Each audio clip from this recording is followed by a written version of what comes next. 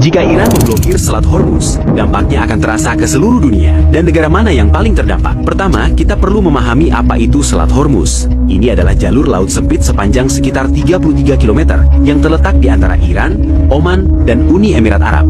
Melalui jalur inilah, hampir 20% pasokan minyak dunia mengalir, atau sekitar 17 juta barel setiap hari. Minyak tersebut berasal dari 8 negara di kawasan Teluk Persia, termasuk Iran, Irak, Kuwait, Bahrain, Qatar, Arab Saudi, dan Uni Emirat Arab. Bagi Uni Emirat Arab, Arab Saudi, Kuwait, dan Qatar, sekitar 90% ekspor minyak mereka melewati jalur sempit ini untuk sampai ke pasar global. Jika Iran menutup Selat Hormuz, sejumlah negara akan mengalami dampak paling besar.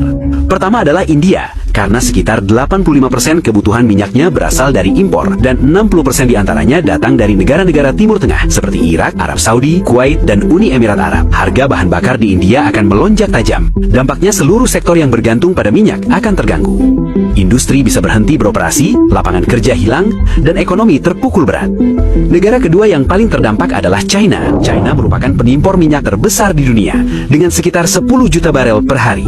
Sekitar 40% impor minyak China melewati Selat Hormuz.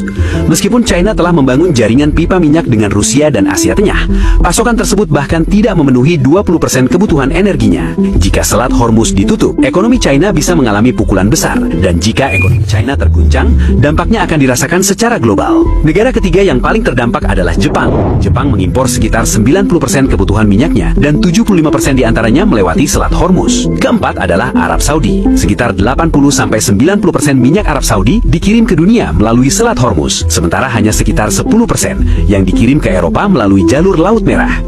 Jika jalur ini tertutup, ekonomi Arab Saudi akan terpukul keras. Bayangkan sebuah negara tiba-tiba kehilangan 80-90% pendapatannya. Apa yang akan terjadi? Situasi serupa bisa dialami Arab Saudi. Bahkan ada kemungkinan Arab Saudi mengerahkan militernya untuk membuka kembali jalur tersebut, yang justru bisa memperburuk situasi. Kelima adalah Pakistan, yang sekitar 90% pasokan minyaknya melewati Selat Hormuz. Minyak ini memenuhi sekitar 27% kebutuhan energi negara tersebut. Jika jalur ini ditutup, harga-harga di Pakistan bisa melonjak tajam. Namun ada sisi menarik, Pakistan berbatasan langsung dengan Iran, dan beberapa laporan pemerintah menyebutkan bahwa sekitar 35% solar Pakistan berasal secara tidak resmi dari Iran. Jika Selat Hormuz ditutup, Pakistan mungkin akan beralih ke Iran untuk mendapatkan pasokan minyak, baik secara diam-diam maupun melalui kesepakatan resmi. Berikutnya adalah Uni Emirat Arab, karena sekitar 72% ekspor minyaknya bergantung pada Selat Hormuz. Negara ini memiliki jalur alternatif, yaitu pipa Habsan Fujairah, yang memungkinkan mereka mengekspor hingga 60% minyak tanpa melewati selat tersebut. Namun bagi ekonomi besar seperti Uni Emirat Arab, kehilangan sisa 40% tetap akan menjadi pukulan serius. Kemudian negara-negara Eropa seperti Prancis, Jerman, dan Italia yang